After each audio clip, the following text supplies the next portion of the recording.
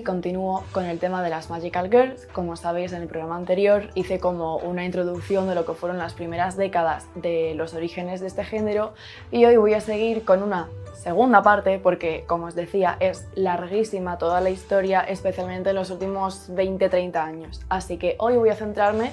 en lo que es la época de las Magical Girls, más bien de nuestra infancia, y son en los años 90 y en los años 2000. Y voy a hablaros de una serie de animes, la mayoría de ellos os va a sonar muchísimo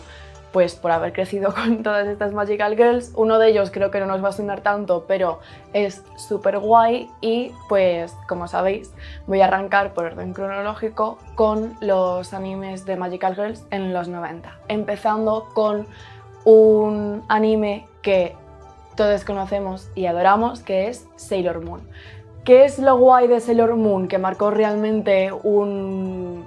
fue como una estrella fugaz en lo que es todo el género de las Magical Girls. Hasta ahora, como os expliqué en el programa anterior, lo que ocurría con las Magical Girls eran una serie de pruebas y de intentos en los que poco a poco, a lo largo de los años, se fueron como implementando nuevos accesorios al tema de las Magical Girls y cosas que fueron volviéndose como ya canon en el género. Pero Sailor Moon fue la primera serie, porque serie tanto como manga como con anime, en el que fue pionera de muchísimas cosas que ya se quedaron como canon dentro del género de las Magical Girls.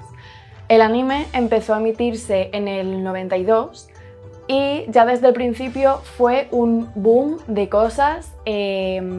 Fue una pasada y con lo que justamente terminé en la sección del anterior programa os dije que Sailor Moon surgió de una mezcla de lo que había ocurrido hasta el momento con las Magical Girls mezclado con una inspiración que dices esto no tiene nada que ver pero que funcionó muy guay, y es el género del Sentai o los Power Rangers, como podrán sonarnos. Entonces, era la primera vez que en una serie de Magical Girls no era la protagonista la que se podía transformar en chica mágica, sino que ya pillaba del tema del Sentai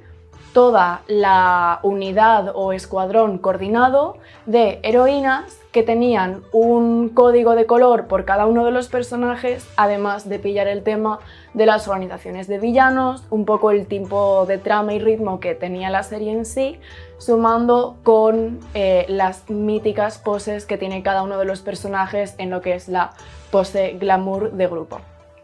Y aparte de pillar todas estas cosas, o sea, está clarísimo que justo a partir de Sailor Moon el tema de grupos de Magical Girls con el tema combates, poses y tal se quedó pues casi de manera permanente.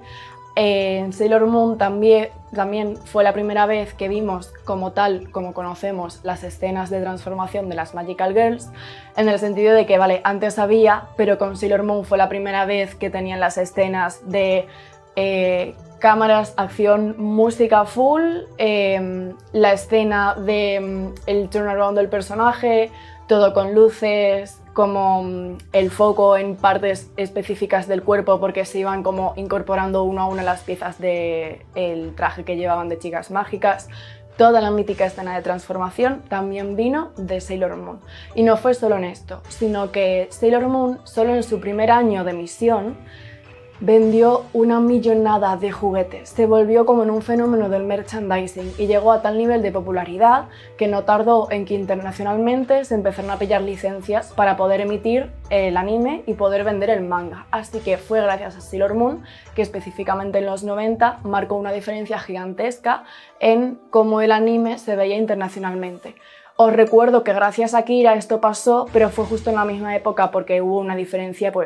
de unos 3 o 4 años entre la peli de Akira y el anime de Sailor Moon, así que fue justamente en esta época que tuvo precisamente este foco universal de, vale, el anime es una cosa súper guay, así que todo el mundo es súper fan. Y no es solo esto, sino que a raíz de volverse tan popular desde prácticamente el día 1, Sailor Moon es, a día de hoy, una de las 50 franquicias con más beneficio de toda la historia. Para que os hagáis una idea, recién hace unos poquitos años, 3 o 4,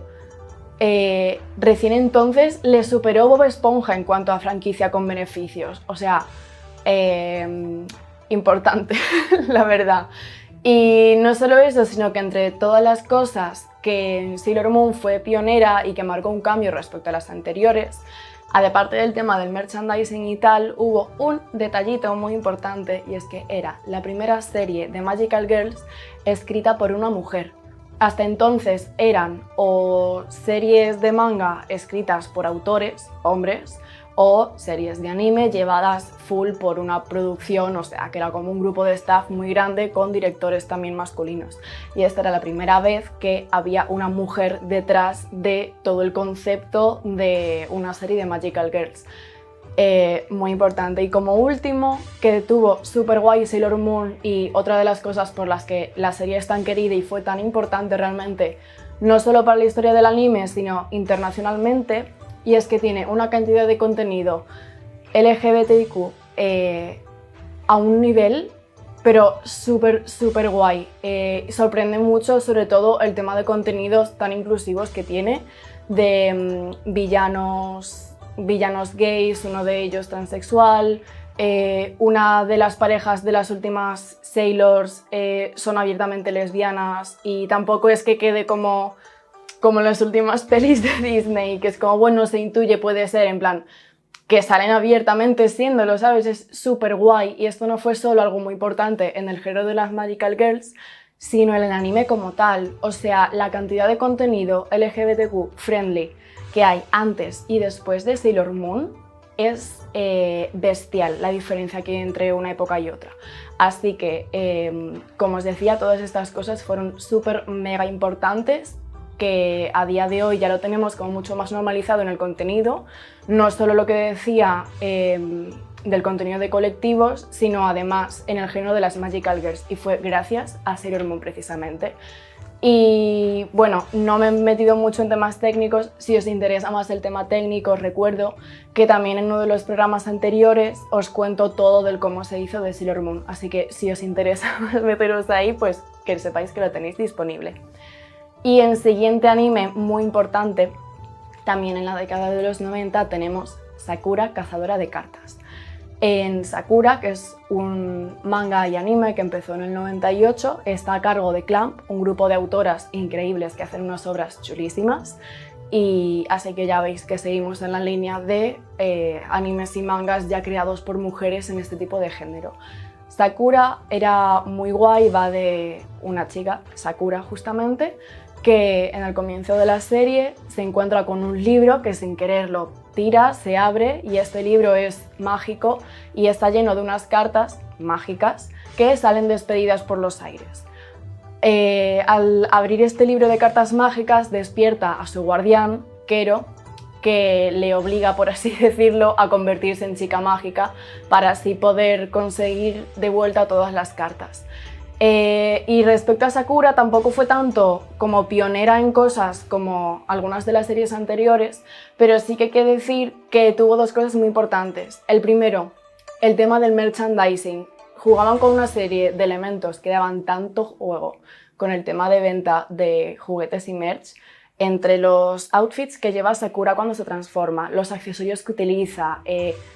que uno de los elementos clave de la serie sea una baraja de cartas. O sea, no hay salón manga al que vayas que no tengan tal cual como el libro con los magnets de la baraja de cartas de Sakura. En eso, unas genias de merchandising, y además Sakura sirvió para probar que lo de Sailor Moon no era un one-time hit, no sé cómo decirlo en español, como que probó que el tema de Sailor Moon no fue como algo puntual en fama internacional, sino que fue pillando un poco el ritmo y empezó justamente la época popular, pero en todo el mundo, con el tema de las chicas mágicas. Y justo al año siguiente empezó a producirse otro anime que también nos sonará muchísimo porque lo echaban todo el rato en la tele, y es Doremi. Doremi también marcó unas cosas súper guays, y es que bueno, la protagonista también juega con el tema de grupo de chicas mágicas que se transforman. Lo que pasa es que cambia a un tono más infantil, pero que funciona súper guay. Y en la serie de Doremi tiene que convertirse en chica mágica para deshacer un maleficio que sin querer le echa a una niña que se convierte en rana. Entonces es un poco como unos ritmos muy graciosos, lo llevan a un tema muchísimo más cartoon y más ligero, porque aquí las protagonistas todas son niñas que están en primaria, y es así como recuentos de la vida barra comedia, pero sirvió para, pues eso, forzar más la idea de que realmente las Magical Girls empezaban a ser un género súper flexible y que con eso podían seguir teniendo una fama internacional gigantesco. Como siguiente anime, ya entrando en los 2000, os voy a hablar de ya los dos últimos, y uno de ellos fue una producción del 2002 que se llama Princess Tutu o Princesa Tutu. Yo no la conocía, me pareció súper guay y fue un poco como predecesora de Madoka, no por temas como muy heavy y trágicos, que un poquito sí, pero más por el tema de romper y experimentar un poco con los ritmos de narración. Princess Tutu iba de un pato que se convierte en bailarina y lo que hace es un poco, me recordó un poco como a los cortos de fantasía de Disney, no necesariamente porque sea mudo, pero hace como un juego de llevar al extremo el nivel de narración, del canon de las tramas de cómo llevar una historia,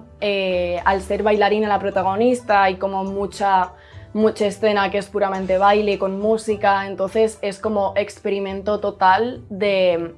cómo elevar artísticamente, por así decirlo, una producción que sea una serie de animación.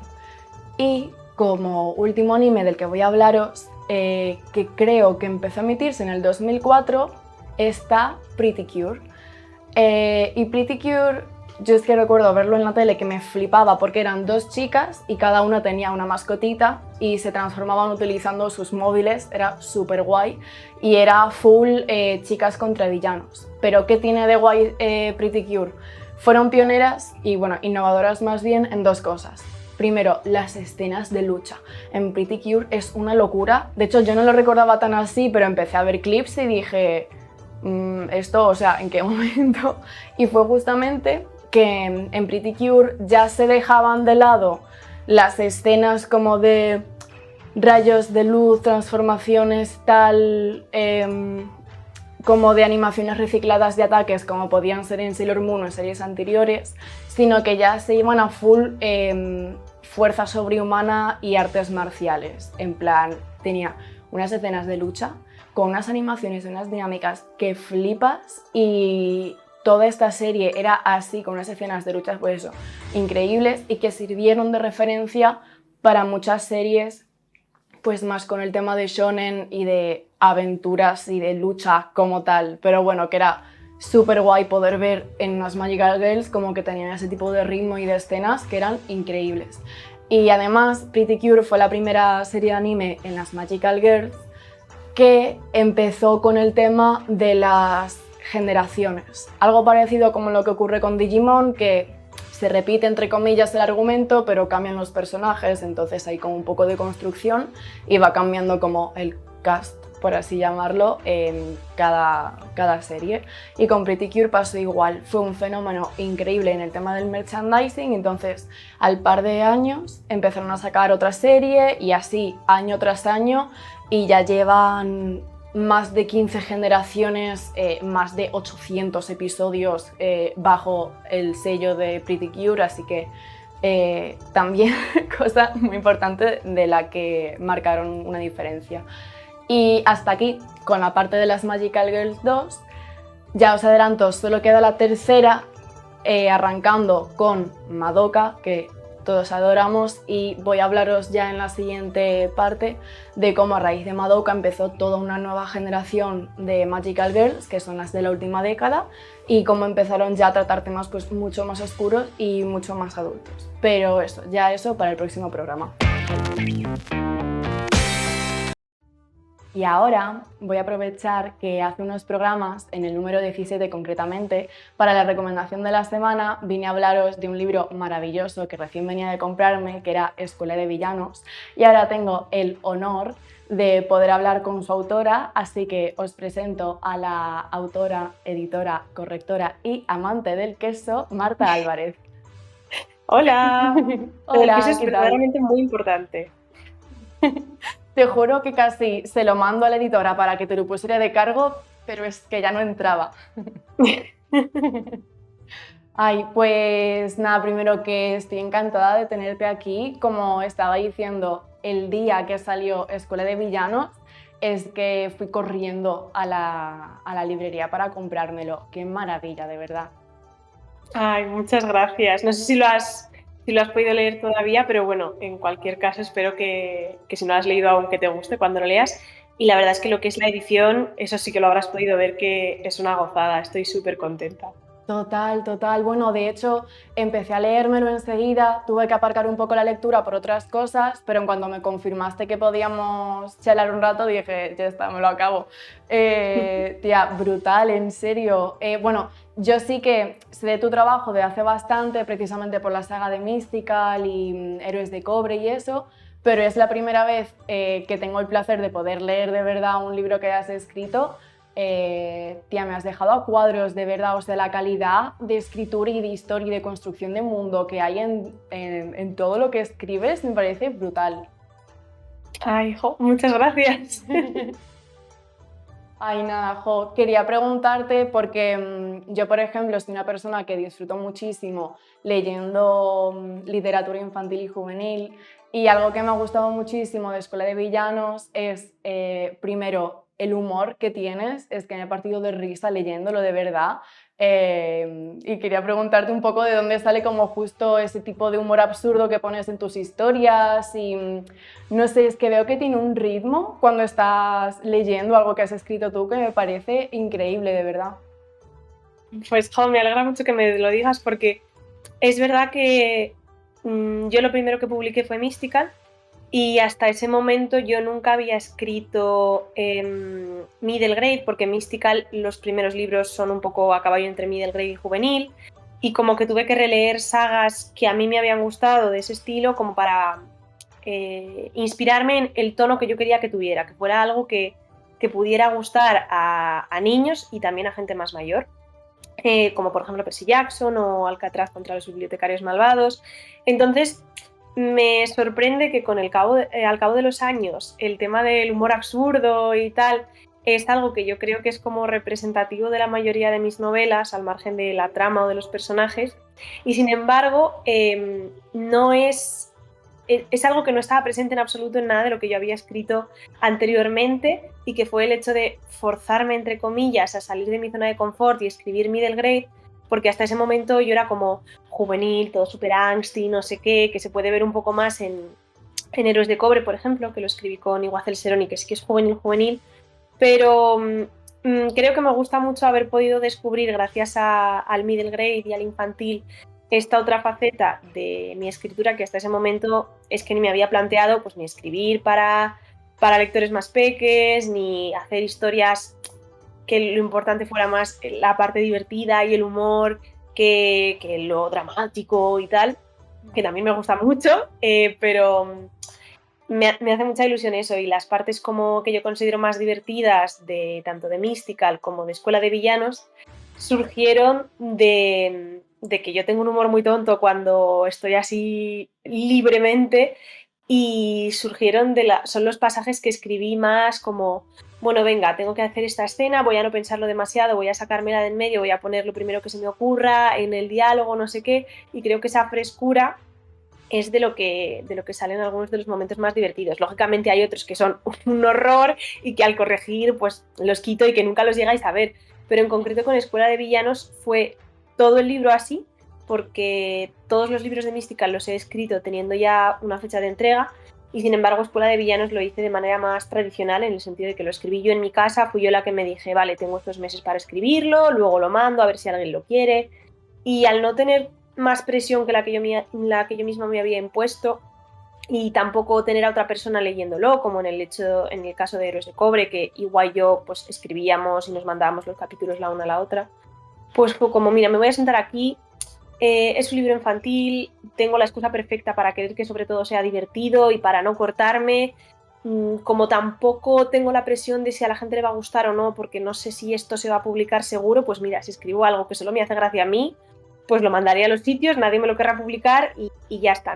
no pasa nada, entre comillas. Obviamente me hubiera dado mucha pena, pero es verdad que cuando lo terminé dije, Dios, es que he sido tan absurdamente yo que no sé si esto le va a hacer gracia a alguien aparte de a mí o si me he pasado un poco. Pero por los comentarios que me han ido llegando, la verdad es que creo que está gustando bastante y que está divirtiendo bastante, sobre todo, que era mi intención. Y me hace ilusión porque al final veo que cuando tú disfrutas una historia, al final eso se acaba reflejando. Obviamente habrá gente a la que no le guste, pero en general creo que se nota y me parece muy bonito. Jo, total. No, me parece súper guay esto que dices y lo que mencionas también del tema de cuando hay más personas implicadas en tu proceso creativo, cuando te das a ti como vía libre de poder expresarte, porque al final estás expresando algo que sale 100% de ti, como es en el caso de esta historia. Y yo justamente algo que he notado leyendo el libro que me parece brutal y que es justamente por lo que quería comentarte es lo que tú has mencionado, que es la frescura de, no sé, tiene como una narración tan que te enteras perfectamente de qué es lo que está ocurriendo y por qué cosas están pasando los personajes, pero al mismo tiempo es como una narración que viene de un punto tan personal. Lo que tú has dicho, que se nota que es una manera que tú tendrás de expresarte a lo mejor más en el día a día, de cómo hablas, que es que me parece genial y es lo que tú dices, que después queda con unos ritmos y con un humor y con unos momentos súper divertidos, pero al mismo tiempo como tan ligeros, que me parece genial. Y quería decirte justo con el tema este del humor, que lo que me ha encantado es que aunque sea algo que pese mucho y uno piensa que quizá es como algo único para que los niños puedan entretenerse leyendo algo, es que tienes constantemente referencias de chistes, de cultura popular, no solo española, sino internacional, que es que también una persona adulta lectora va a reírse lo mismo. No sé, me ha gustado muchísimo como ese detalle de aquí hay humor para todas las edades. Sí, eso como he comentado antes me parece importante porque yo también soy muy fan de leer pues novelas middle grade y de poder, o no solo novelas, sino yo que sé, las típicas películas de Pixar, por ejemplo. Entonces, me parece que lo prioritario, por supuesto, es que le guste a los lectores a los que va dirigido principalmente, que en este caso son pues un poco más peques, de 9, 10, 11 años. Eh, pero me gusta que haya detalles para que alguien que los lea siendo más mayor también lo pueda disfrutar. Lo que sí que me parece importante es que esos detalles para lectores más mayores, digamos, no entorpezcan la lectura principal. O sea, que un niño esté leyendo Escuela de Villanos y no diga, uff, aquí hay algo que no estoy entendiendo, aquí han hecho un chiste que no sé que es un chiste, pero no entiendo por qué se supone que tiene que tener gracia. Y es algo que, por ejemplo, me parece que hacen muy bien las pelis de Pixar, en concreto, pues Inside Out, que es yo creo que de mis favoritas. O bueno, es Rec. Yo qué sé, todas estas películas que dices, yo las veía de pequeña y me gustaban muchísimo y las he visto y no tenía la sensación de me estoy perdiendo, este momento es de mayores y no me estoy aburriendo, no estoy entendiendo lo que está pasando. Simplemente hay bromas y comentarios que cuando eres niño te hacen gracia por una cosa y de mayor dices, ostras, que de repente aquí han hecho una broma sobre penes y yo con 8 años evidentemente no me di cuenta.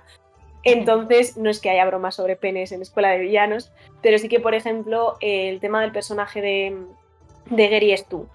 pues es un personaje de la obra como otro cualquiera, como puede ser Colmillo, como puede ser Merche o cualquier otro personaje. Y si tú estás leyendo sin conocer el arquetipo del Gary Stu, del personaje perfecto, de tan perfecto que es, el autor no se da cuenta de que ha creado a alguien insoportable,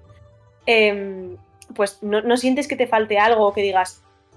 aparece Gary Stu, era perfecto, no sé qué, y no lees y dices, aquí está pasando algo más que no estoy sabiendo leer. Simplemente es como, vale, aparece un personaje, se llama así, esta es su personalidad. Y si lo lees conociendo el arquetipo, dices, ah, esto es una broma, se está burlando de esto. Y de hecho, por ejemplo, la ilustradora Sara Lozoya no conocía el tema del arquetipo del Gary Stu y tal, y Gary es su personaje favorito de la novela, y se enteró a posteriori de que eso era como una broma metaliteraria, y eso me gustó mucho en el sentido de, pues eso, que era un chiste para quien lo quisiera pillar, pero si tú no conocías ese arquetipo en este caso, o esas referencias, no sentías que estuviera lanzando constantemente bromas que no entiendes, que eso es algo que sí que me molesta mucho a lo mejor en otras novelas o en series, que es como todo su humor está basado en que tú conozcas una serie de códigos, una serie de chistes y si no los pillas no entiendes absolutamente nada. Sí, sí, sí, total. A mí me parece justamente que las referencias que has metido de chistes y de pues, cosas que tú como adulto que conoces estas referencias populares las vas a entender, las has puesto de una manera que tú como niño vas a reírte igual. Para mí ha habido momentos clave de, hostia, qué puta ama.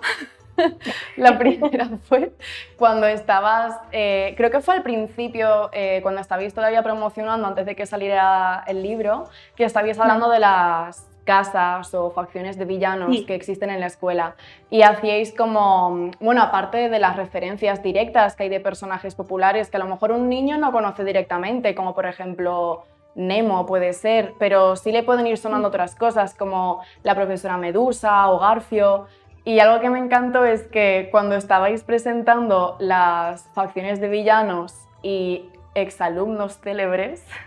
en la Sí. parte de la escuela de monstruos, liderada por Medusa, recuerdo que ponía en exalumnos el Kraken, el Conde Drácula y Edward Culo, Sí. que fue... Eso surgió hablando con la ilustradora, preparando, de hecho eso lo subimos la semana pasada y aún quedan las demás secciones. O sea, ya se sabe qué secciones hay porque subimos antes de que saliera el libro el test para que descubrieras cuál era tu casa y claro, pues ahí te iba saliendo una descripción de las que había, pero queríamos subir un poco como, vale, pues si no te han salido las demás y tienes curiosidad por saber cuáles son y tal, pues vamos a ir subiendo la semana a semana. Y hablando con Sara, dijimos, sí, pues estaría guay para que no fuera exactamente la misma descripción que sale en el test, pues añadir, pues eso, por ejemplo, lo de exalumnos célebres y tal. Y no sé cómo llegamos al tema de que ella me dijo, los culen en la sección de los monstruos, tal. Y yo como, no puedo decir que los culen, pero ¿qué me impide decir que Edward Culo fue un exalumno de la escuela? Nada. Es representativo totalmente del tipo de humor completamente estúpido que está constantemente en la novela. Total, y otra cosa también que me ha parecido súper, súper inteligente añadir son los pies de páginas, porque tú lees la historia, todo el libro de Escuela de Villanos, lo disfrutas muchísimo, pero el momento en el que hay un asterisco al final de una palabra, es que yo estaba esperando el momento de estar leyendo, ver un asterisco para ver qué comentario añadías. Aparte, como que a mí me gustaba mucho del libro que constantemente hay como una ruptura de la cuarta pared y que lo llevas también de una manera que no es lo que tú dices, no queda de una manera obvia que un niño de esta edad a lo mejor sienta desconexión de la lectura, es todo como dentro de unos códigos de humor bastante universales en cuanto a, da igual la edad que tengas, vas a entenderlo, pero es que me ha parecido una genialidad todos los comentarios en pie de página, en serio. Tengo que admitir que esa fue una idea que cogí de uno de los libros del Alcatraz contra los bibliotecarios malvados, que es de una serie de Middle Grade de Brandon Sanderson, y como que en cada uno de los 5 libros utiliza un recurso random completamente distinto. Por ejemplo, hay uno en el que los nombres de los capítulos están desordenados, los números o cosas así, y hay uno que tiene pies de página, y me gustó mucho el recurso, pero claro, es algo tan concreto que solo puede funcionar en un tipo de historia determinada. Y me pareció que Escuela de Villanos era ese tipo de historia. Y de hecho hay algo curioso que cuando pasaron a corregir la novela, eso lo hace una persona externa a la editorial, por lo menos en el caso de Planeta y en el caso de Escuela de Villanos. Y luego eso le llega al editor, revisa esa corrección y ya me la pasó a mí para que yo diera el ok. Y la persona que lo corrigió había quitado todos los pies de página y los había metido en el texto normal porque decía que interrumpía mucho la lectura, lo cual es cierto, pero tanto mi editor como yo estuvimos de acuerdo en que en este caso era parte de la personalidad de la novela, no este narrador o esa narradora que te está como interrumpiendo para, bueno, mira qué gracioso soy, tengo que decirte una cosa, y que precisamente si eso está integrado en el texto no está interrumpiendo nada porque lo lees del tirón. Entonces obviamente puede haber gente a la que le guste, gente a la que no, pero me hizo ilusión ver que también es muy importante que el editor que trabajó eso estaba como en la misma onda que yo, porque al final hay 1000 maneras de contar una historia y no necesariamente unas son mejores que otras. Entonces, para mí, la labor de un buen editor es ayudarte a hacer que tu historia mejore, pero entendiendo cuál es la historia que tú quieres contar y la manera en la que tú quieres contarla. Y en ese sentido fue muy guay el hecho de saber que tanto el editor que corrigió aquella corrección como Irene, que es la editora que contrató el libro, estaban como totalmente en la misma onda que yo. Y, por ejemplo, pues hablaba justo ayer con mi hermana y me dijo, ya, pues sí, lo de los pies de página me gusta, pero es verdad que a veces me carga un poco. Y es cierto que es como un riesgo que corres y que no todo el mundo le va a gustar y a unas personas les va a resultar ingenioso siempre y a otras les va a cansar al cabo de un rato, pero como eso es imposible de medir, la verdad es que como recurso como tal me parecía chulo incluirlo porque me parece guay como el mismo, pero eso solo puede encajar en un tipo de historia muy determinado. O sea, no hubiera hecho eso nunca ni en Mystical ni en Héroes de Cobre, precisamente por lo que decías tú, porque rompe muchísimo la cuarta pared, te recuerda que hay una persona que te está contando esa historia, pero es que precisamente parte de la gracia de Escuela de Villanos es esa, el que tú recuerdes que es una historia. Sí, total. No, a mí me parece muy guay. También un elemento que me parece hiper importante en la historia, que lo has mencionado antes, y es la ruptura de arquetipos y hacer como esa pequeña referencia y esa llamada como a la realidad, no solo de la creación de historias y personajes, sino a la realidad editorial. Algo que me gusta muchísimo, por ejemplo, es cuando hay como esos comentarios un pelín agrios, pero con toda la razón del mundo, hacia los autores serios y las personas adultas serias. No leemos literatura infantil, ni leemos libros que tengan dibujos, ni tal. Y hay como esa pequeña crítica que justamente en el programa anterior introduje un poquito el tema hablando con Laia, y es que es cierto, tío, o sea, me parece tan importante saber apreciar un buen libro, da igual, hacia el público o hacia el género que esté escrito, y Escuela de Villanos me parece el ejemplo perfecto, porque no solo te ríes directamente de toda esta mala idea, que hay como mucho desdén hacia el tema infantil y juvenil, pero que no sé, es que también lo metes con el humor perfecto para que tampoco quede como momento crítica abierta, abrir polémica y tal, sino que está perfectamente metido en la historia también.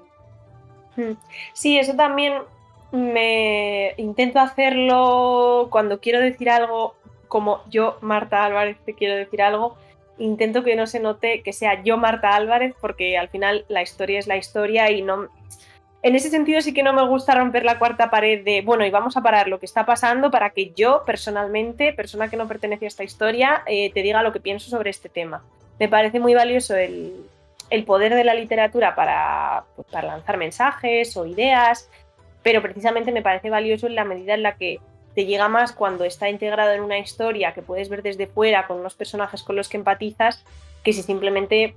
lees a persona random @martitara haciendo un hilo de Twitter al respecto, porque para eso pues hago un hilo de Twitter, que los habré hecho seguro sobre ese tema.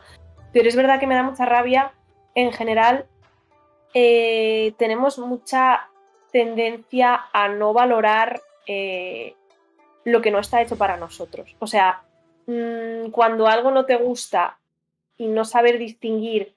cuándo es porque está mal hecho, muy entre comillas, o cuándo es simplemente porque es que tú no eras el público objetivo de esa historia, esa serie, esa película, esa canción, y no significa por eso que esté mal hecha, sino y por eso creo que hay como mucha crítica injustificada hacia libros pues middle grade o infantiles, que muchas personas sí que dicen, vale, pues no me ha gustado porque era más infantil y no he empatizado y tal, pero no están achacando eso a que la obra esté mal, sino a, mira, yo pensaba que iba a ser otra cosa y luego pues resulta que me ha costado más empatizar por este tema. Pero hay muchas personas que hacen de menos obras porque es demasiado infantil. Y es como, no es demasiado infantil, es una obra infantil, tiene que gustarle a los niños. Si te gusta a ti, genial, pero no, si no te gusta, no está mal hecha, porque no está hecha para ti. Entonces eso me da mucha rabia. Y aún así es una crítica como ligera. Luego está la gente que automáticamente es como, no, solo está bien lo que está hecho para nosotros. Y si yo ahora soy adulto, pues todos los libros que me hicieron disfrutar, divertirme, reír, soñar, imaginar cuando era pequeño, ya no tienen valor, porque como eso yo ya es una fase que ya ha pasado, se te olvida lo importante que fue y lo que enraizó lo que tú eres ahora. O bueno, no lo sé, a lo mejor tú eres Pérez Reverte y es que con 5 años lo que te hacía soñar era la Ilíada, que me parece súper respetable, pero me parece también respetable que que sea un libro normal, de un álbum ilustrado con una historia mona, divertida y graciosa, y que no pretenda que salgas de ahí siendo, no sé, Emily Dickinson, Total. con 7 años. Sí, sí, sí. No, y aparte, algo que yo cuando estudiaba ilustración hablaba con algunos profesores que se dedicaban full a la ilustración infantil e incluso para prelectores, y algo que yo me he dado cuenta estando presente en distintos proyectos que nada que ver unos con otros, a mí personalmente me parece, y tampoco es por hacer como un baremo de dificultad de una cosa, conlleva mucha más energía y tal, pero es que hay como una especie de relación automática muy mal hecha en el que si algo es fácil de entender, o sea, para un público infantil, significa que es que no has tenido que poner tanto de tu parte, comerte a tanto el coco como para hacerlo. Y a mí me parece lo contrario, porque yo creo que el público infantil tiene unos códigos que precisamente quería preguntarte por esto. Cuando tú escribes a un público infantil y middle grade, hay muchas dificultades en el momento de decir, tú como persona adulta, de decir en qué códigos me muevo, qué cosas construyo, cuáles son las cosas que van a resultar interesantes de verdad. O sea, hay como una especie de proceso de desarmarte tu cabeza del día a día, de tú como persona adulta, cómo te comunicas, no sé cómo decirlo, pero me parece como muy difícil el momento de cómo comunicar con imagen y también con palabras a una franja de edad a la que tú no perteneces, porque el momento en el que tú vas a hablar o crear contenido para más generaciones de adultos, hay como un pase un poco más automático, porque es como más pues eso, quién eres, cómo eres y de qué cosas hablas. Pero el momento de que tienes que ajustar totalmente a un público que no tiene nada que ver con eso, me parece una de las cosas más difíciles que puedan existir en editorial. Totalmente, o sea, es exactamente lo que has dicho. Al final, nada de lo que escribas, de lo que dibujes, le va a gustar a todo el mundo, pero si tú estás escribiendo pues, para adultos siendo adulto o para joven adulto siendo joven adulto, sabes que por lo menos hay una persona de esa franja de edad a la que le gusta lo que haces, que eres tú, y que por extensión pues probablemente habrá más gente que comparta esos gustos porque tenéis esas inquietudes, tal. Sin embargo, cuando estás escribiendo para niños pequeños, para mí más difícil, porque ha pasado más tiempo desde que tú pertenecías a ese grupo de edad y la mayoría nos olvidamos de lo que nos parecía interesante, de lo que nos preocupaba, de la importancia que le dábamos a las cosas cuando teníamos X edad que ya no tenemos. Hay una parte de Las ventajas de ser un marginado, que es uno de mis libros favoritos, que dice esa gente que olvida lo que es tener 16 en el momento en el 17. A mí siempre me ha dado mucha rabia, bueno, decía antes, la gente que hace de menos a quienes son más pequeños porque es como, ay, qué dramático, se toma esto muy en serio. Que tú también te lo tomas muy en serio cuando tenías su edad. Y una cosa es que intentes ayudar a, yo qué sé, cuando alguien está haciendo la selectividad y está súper agobiado y tú le dices, bueno, luego no es para tanto, tal, pero no es lo mismo decir, no te preocupes, no es para tanto, no sé qué, que decir, a la venga, no seas exagerado, si es que no es nada, no sé qué, porque todo el mundo tiene derecho y es un proceso lógico y natural. Entonces, me parece muy difícil y que mucha gente no lo quiere hacer, el tener en mente eso, el no trasladar tus preocupaciones, tus inquietudes de ahora, tu manera de expresarte ahora a un libro que no está escrito para tu yo de ahora, sino a lo mejor para tu yo de 8 años o de 12 o los que sean. Y me parece eso complicado, incluso si tú le pones el interés, que mucha gente no se lo pone y por eso libros de autores que a lo mejor suelen hacer adultos, bueno, incluso aunque no hagan adulta, de autores adultos, que son casi todos, que escriben para jóvenes o para niños, dices, es que esto no es para niños. Lo has escrito para ti con frases un poco más cortas y 300 páginas menos, pero no, eso no lo convierte en un libro juvenil. Pero incluso la gente que sí que hace ese esfuerzo por, vale, sé cuál es mi público objetivo, aunque obviamente quiero que me lea y me disfrute todo el mundo, pero sé hacia dónde en concreto quiero dirigir esto, pero aunque seas consciente de que tienes que hacer ese esfuerzo, no deja de ser un esfuerzo de,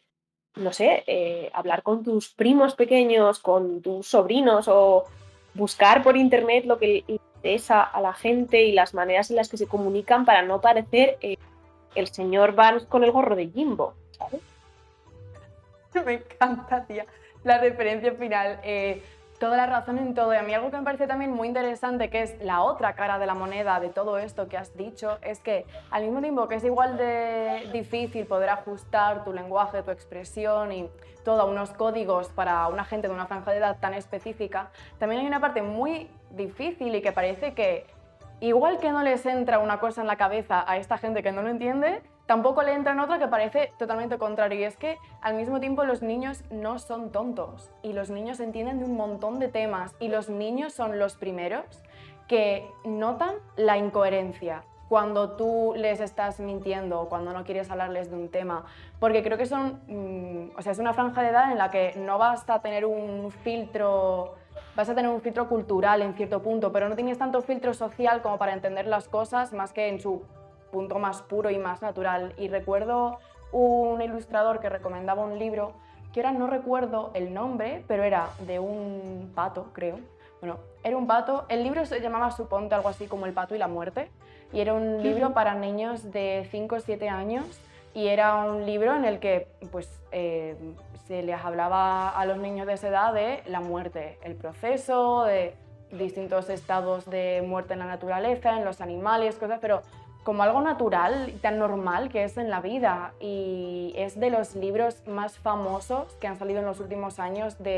para infantil en general. Y también falta como un poco de pues ese punto de importancia de que los niños, a pesar de tener que ajustar las cosas a sus códigos, siguen teniendo plena conciencia y van a poder entender perfectamente un montón de temas que la gente, no sé, es como que se tiende a pensar que hay un saquito de temas por defecto, que son los únicos que no solo le vas a interesar, sino que son los únicos que los niños van a entender. Y es que no podría estar más alejado de que eso. Así que eso, me parece también interesante el tema de meter con naturalidad elementos de estos en la historia y en las narraciones,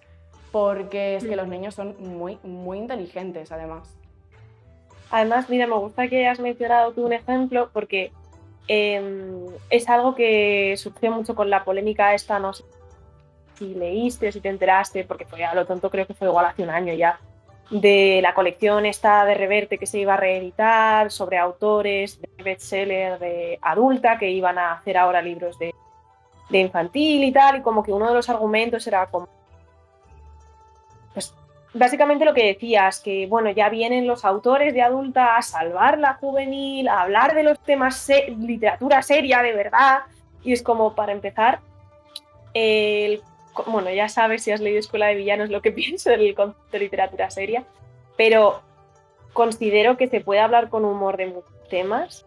y que lo que tú decías, que me parece mucha responsabilidad escribir para niños muy pequeños, porque no es que lo que tú les digas vaya a misa y les cambia la vida y ya les llenas el cerebro con tu idea y tenemos que tal, pero es verdad que son personitas que se están desarrollando y que absorben absolutamente de todo. Entonces me parece muy importante que se les hable de todo, pero también saber cómo se les habla de todo y que me da mucha rabia que se menosprecie desde fuera porque se tienen ideas preconcebidas de no, es que todos los libros para niños son chorradas y son monstruos de colores, y como punto número uno es que es necesario, yo diría lo más necesario, que la literatura para niños pues les haga ser felices, soñar, jugar, que es lo que tiene que hacer un niño, ¿sabes? Y también que aparte de eso sí que hay muchos libros, pues como el que has mencionado, que hablan de temas más serios, con mucha sensibilidad y que es necesario, yo creo, y muy valioso que se traten desde que los niños son pequeños. Y sí que existen y se critica desde fuera que todo es banal y tal, cuando ni lo es, ni es malo que haya mucho entretenimiento en los libros para niños, que son niños, ni tampoco es cierto que no haya temas de los que esta gente considera importantes, serios, duros, o sea, yo qué sé, el libro sobre para literatura infantil para niños, que es por lo menos, pero middle grade juvenil, libros sobre guerra, sobre refugiados, sobre el duelo. Hay muchísimos muy buenos y esta gente se toma el lujo de criticar sin tener ni idea de lo que realmente se está publicando y sin que les dé ni siquiera vergüenza que quedar en evidencia, porque hay muchísima gente que sí que lee y que sabe de lo que está hablando y que obviamente se pueden criticar mil cosas sobre el mercado editorial infantil, middle grade, juvenil, pero que ni siquiera que estés tan seguro de tu opinión y cuando ni siquiera te das cuenta o te da igual estar criticando algo que igual hace que no lees y en lo que no te interesas quizá en toda tu vida, que me parece de una soberbia impresionante. Sí, sí, totalmente. Sí, yo creo que también estas ideas preconcebidas vienen absolutamente del desconocimiento y también como de un punto de orgullo de no voy a doblegarme a leer ese tipo de contenido y al mismo tiempo dices, no me molesto con este género, con este público target con tal, pues entonces es que no sabes y no tienes la info como para decir esas cosas con esa certeza, que son mentira todas, además. Totalmente, o sea, que yo no digo que todo el mundo tenga que leer juvenil, pues si no te gusta, o sea, me parece perfectamente respetable, pero pues, te estás perdiendo libros muy buenos, pero vaya, hay tantos libros tan buenos que mira, pues tampoco pasa nada, nunca vas a poder, pero que desde el desconocimiento te coloques en una posición de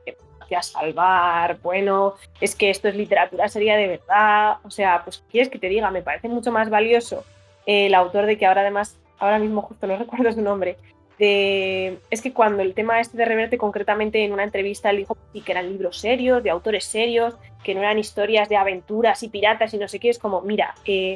donde esté las historias del pirata Garrapata y Fray Perico y su borrico, vamos, es que no sé, hace falta que diga que jamás le daré a mi hija el Capitán a la Triste, pero que le puedo dar todos los libros del pirata Garrapata, y no solo por gusto personal, sino que considero que le van a aportar muchísimo más porque es una niña, ¿sabes? En fin, no sé. Bueno, una niña, es una niña, no existe, no sé si existirá en algún momento, ya metida en la situación. Ya de la rabia pura. No, normal, tía. Bueno, y por preguntarte por otro tipo de... Es que son de estos temas que ya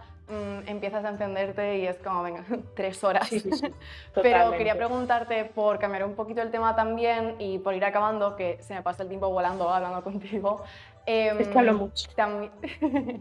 También quería preguntarte, tenía mucha curiosidad de tú como autora y como escritora, ¿cómo es en el momento de plantear un proyecto y una historia el trabajar con ilustradores y con artistas? Porque me parece brutal el trabajo que ha hecho Sara para la Escuela de Villanos, el que hizo Laia para las Místicas, el que está haciendo Charles para las Dark Místicas. Me parece increíble y me parece algo muy guay que en la literatura infantil y juvenil tenga además ese peso, la parte gráfica y de imagen de la historia.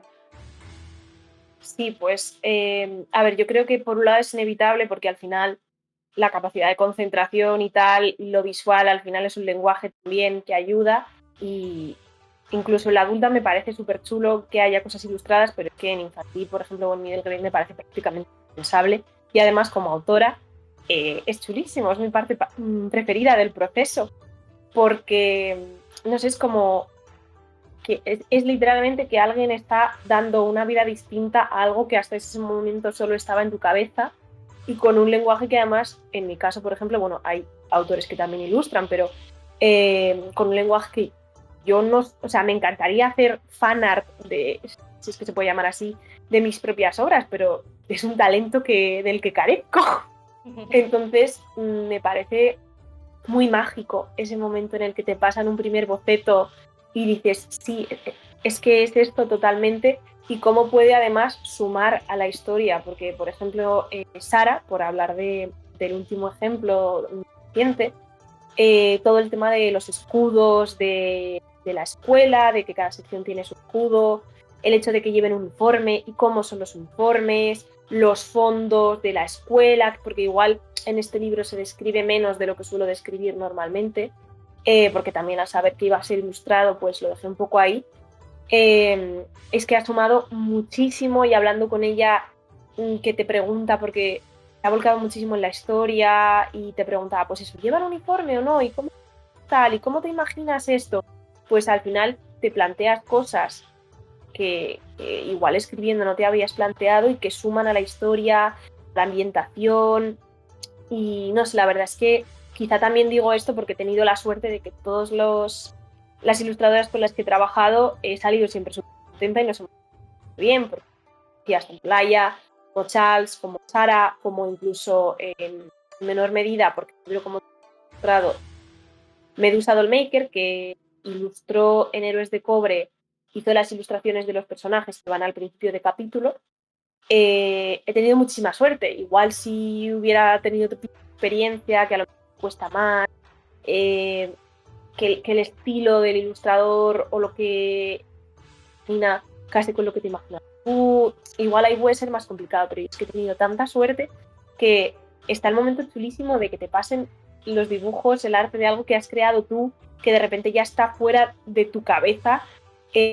cómo suman los detalles que cada persona da, porque además yo siempre lo digo, yo no sé ilustrar, yo no sé de ese tema en general, entonces todo lo que me yo siempre procuro dejar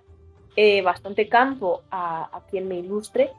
y aceptar sus sugerencias, porque al final tú sabes de eso, yo no. Entonces, si tú me dices que esta composición es mejor, tal, es que me va a parecer bien, porque al final para eso estás, eres un profesional que está haciendo su trabajo y obviamente si es algo que está en absoluto con la historia que yo tengo en mente, pues lo hablamos, pero en general Sara hacía mucho eso de preguntar, he pensado hacer esto así, ¿qué te parece si tal? Y yo, me parece, pero si es que tú has visto lo que haces, pues voy a coger y a decir, no, mira, yo esto le pondría de otro color. No tengo ni idea, o sea. Y sí, o sea, para mí es la parte más guay del proceso, porque además es en la que menos presión tengo yo. Claro, yo me siento y disfruto. Trae las costas, ya te digo, sí, Sí, sí. sí, sí, sí, sí. Qué guay. Y quería preguntarte, por último, justamente en el proceso de plantearte los diseños de los personajes y su versión visual, que es súper guay, cuando tú estás escribiendo la historia y ya le pasas el manuscrito a quien está trabajando contigo para las ilustraciones, por ejemplo, para Escuela de Villanos, es que había unas ilustraciones de escenas, había escenas súper épicas y otras súper cotidianas, me parecía como el punto perfecto de equilibrio entre qué cosas iban ilustradas. Y quería preguntarte si tú ya tenías en el momento de escribir la historia qué imagen, o sea, qué escenas o qué momentos específicamente querías que se vieran en imagen, o si a lo mejor Sara tuvo vía libre de decir, oye, pues yo creo que de esta escena puedo sacar algo guay. ¿Cómo fue un poco ese ritmo?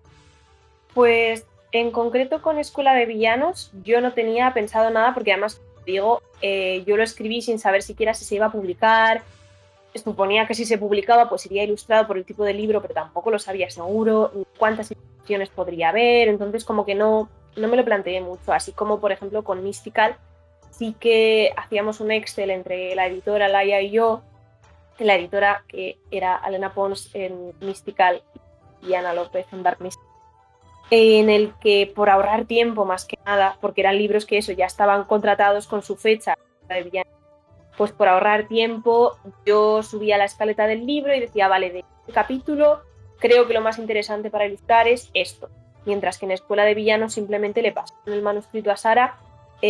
acordaron que habría 2 ilustraciones por capítulo y fue ella la que pasó luego un documento diciendo, vale, esta es la lista que yo he seleccionado de este capítulo a este momento y este momento, este y este. Y es lo que te decía, que yo ahí fue como, si tú crees que eso es lo que mejor va a quedar y tú tienes una idea de cómo mostrar esto y crees que va a quedar chulo, ¿para qué te voy a decir yo nada, sabes? A no ser que, yo que sé, hubiera habido justo un momento concreto que me hacía mucha ilusión, tal, pero hubiera sido más por gusto personal, pero en este caso ya te digo, no sé, además los capítulos eran cortos, entonces en general creo que seleccionó quizá lo mismo que hubiera seleccionado yo, de habérselo dado hecho, digamos, pero que te digo, por ejemplo, en Mystical, si yo decía, creo que esta escena de este capítulo es la que más guay puede quedar, y Laia me decía, mira, pues es que he visualizado que a lo mejor puede quedar chulo esto, le decía, vale, eso, o sea, tú sabes lo que puedes hacer con cada escena, la composición que te viene a la mente, yo ahí no ni pinto ni corto, ¿sabes? Porque tú eres la que... Claro. Jo, qué guay. Pues se aprecia también muchísimo que se dé como esa vía de libertad. Realmente, pues justo lo que tú dices, es un profesional que se dedica a la parte gráfica, pues que menos que pues tendrá justamente el criterio para elegir lo mejor para cada libro y para cada manuscrito. A mí me parece súper guay. Y quería preguntarte, para ir cortando, porque de verdad se me ha pasado el tiempo volando, te juro, tenía una lista de doble página de temas y preguntas en plan posibles para hacerte y creo que he cubierto 4.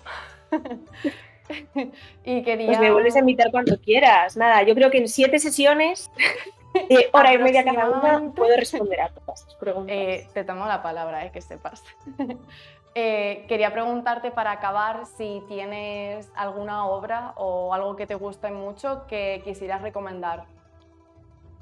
Pues es que lo que he publicado al final es tan distinto uno de otro. Si eres más de leer juvenil adulto, obviamente Héroes de Cobre, porque es de momento la única novela de esa franja que tengo, que es una historia steampunk, con narradores, o sea, una historia coral, con muchos narradores, mucha aventura, mucha acción, tiene su salseo, tiene su magia. Pero si te gusta más el tema middle grade y tal, pues si quieres algo cortito, sobre todo muy divertido, Escuela de Villanos.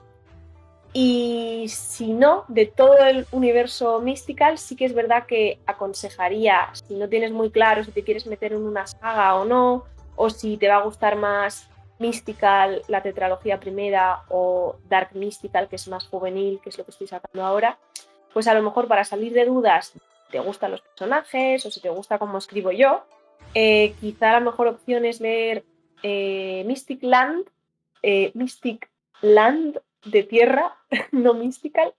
que es una novela autoconclusiva que además es preciosa, es un cuento de hadas, literalmente,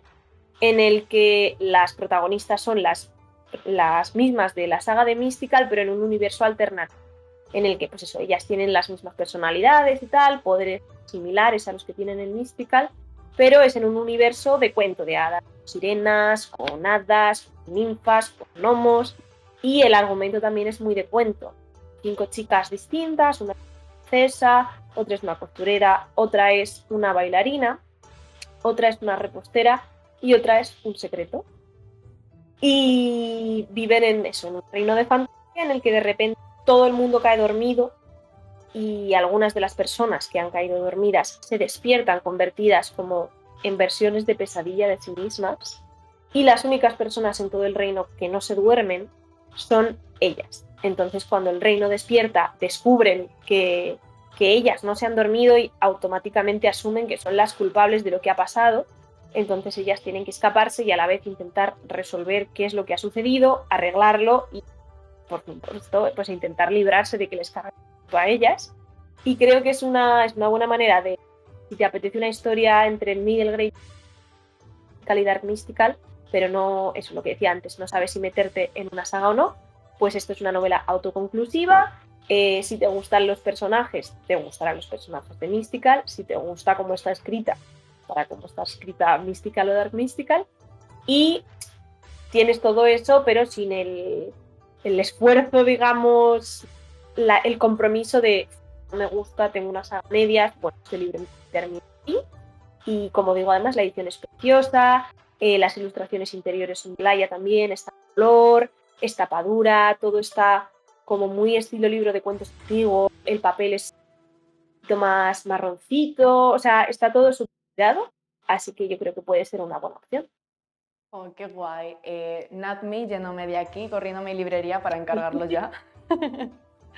Que nada, todas las recomendaciones apuntadas y que espero y estoy segura de que para cualquier persona de la audiencia y del público seguro que alguno de los que has dicho van a ajustarse a lo que quieran leer. Así que nada, que muchísimas gracias por pasarte y por unirte. Me ha encantado hablar contigo, Jope.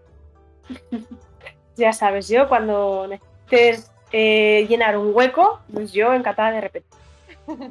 Ay, Jope, muchas gracias, de verdad. Que nada, seguimos hablando y que esto que vaya muy guay todo y espero que hablemos prontito otra vez. Igualmente, gracias. Nada, Jo. Bye, bye. Bye. y acabamos el programa de hoy con la recomendación de la semana, y en esta ocasión quiero hablaros de una película que vi hace unas semanas, a pesar de que se estrenó ya hace un par de años, que es increíble, como podéis ver en esta imagen de aquí, es Wolfwalkers, y es una producción, por darle un poco de amor también a la animación europea, es una producción de un estudio de Irlanda que se llama Cartoon Saloon. El director es Tom Moore y es todo en plan 2D, un uso de texturas y de planos súper inteligente. Aparte es muy cortita, yo la vi y de verdad me quedé flipando. Toda la peli va de Robin, la hija de un cazador de lobos, que se mudan desde Londres a Irlanda para ver si pueden darle fin a una manada de lobos que por lo visto está pues dejando en muy mal lugar al pueblo en el que van a vivir. Entonces empieza toda una serie de aventuras de cómo Robin conoce a ciertos integrantes de esta supuesta malvada manada de lobos, y la historia es increíble, de verdad. Recuerda mucho a la animación de hace unas décadas, pero aprovechando muchísimo las tecnologías de ahora. De verdad es que yo es que vi la peli y dije, la tengo que volver a ver, y me la vi 2 veces seguidas. Y qué deciros que con el tema de las producciones, este estudio hace unas cosas súper chulas, la historia es preciosísima, aparte es como un poco retelling del folclore, y precisamente esta película es la tercera y última de una trilogía de películas del mismo estudio, Cartoon Saloon, en la que cada película no tiene relación entre sí, más que cada película habla del folclore irlandés. Así que si os interesa el tema de historias como más naturales, si os ha gustado Brave, por ejemplo, os van a gustar las películas de este estudio, aunque tienen un toque como mucho más orgánico y más natural, por así decirlo.